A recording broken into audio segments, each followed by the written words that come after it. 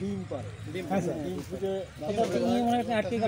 না না আটকেবে না, ওই চলে যাবে, ডিসেম্বর চলে যাবে, যখন পরিবেশের সাথে অ্যাডজাস্ট হয়ে যাবে তখন। আসসালামু আলাইকুম। আমাদের শিক্ষার্থীদের পরিবেশবাদী সংগঠন তীর থেকে আমাদের যে কচ্ছপটি রেস্কিউ করা হয়েছিল, তো ওই কচ্ছপটা মূলত আমাদের কলেজের শ্রদ্ধেয় অধ্যক্ষ মহোদয় স্যারকে নিয়ে আমরা আসলাম মূলত এখানে হস্তান্তর করার জন্য। তো আমাদের কলেজে এখানে যে 2-3টা লেক আছে, মূলত এই লেকের পাশে আমরা কচ্ছপ দুইটাকে ছেড়ে দিব। তো এখন স্যারেরা অনেক ব্যস্ততার মধ্যে সময় দিল, তো দেখা যাক এখন কচ্ছপটা ছেড়ে দেওয়া যাক। তো আশা করা যায় কচ্ছপটা এখানে স্বাভাবিকভাবে বিচরণ করতে পারবে। মূলত আমাদের এই কচ্ছপটাকে এমন একটা জায়গায় ছেড়ে দিতে হবে যেখানে কচ্ছপটা ভালোভাবে সার্ভাইভ করতে পারে।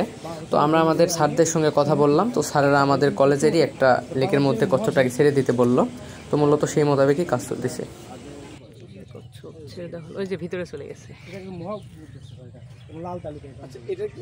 এটা মা আর কি বাচ্চা নাকি? না না, দুইটা প্রজাতি এক, কিন্তু মা বাচ্চা না। কিন্তু ডিম পারে। হ্যাঁ স্যার, না না আটকেবে না, ওই চলে যাবে, ডিসেম্বর চলে যাবে, যখন পরিবেশের সাথে অ্যাডজাস্ট হয়ে যাবে।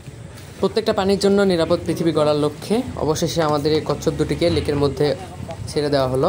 তো আশা করা যায় ভালোভাবে কচ্ছপ দুটি এখানে সার্ভাইভ করতে পারবে।